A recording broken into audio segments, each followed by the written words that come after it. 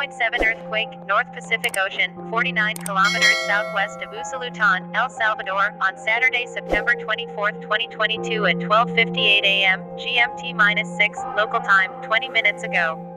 According to the German rsarch Geoscience for Geological Survey and Second Volcano Discovery.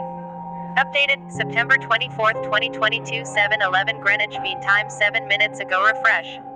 I felt this quake. Quake data, interactive map, new, seismograms, user reports, earlier quakes here, quakes in El Salvador, Departamento de Usulutan, San Salvador, Departamento de San Miguel. Moderate magnitude 4.7 earthquake at 44 kilometers depth. Please, like, share, subscribe and press bell in our channel for more information. KHTV.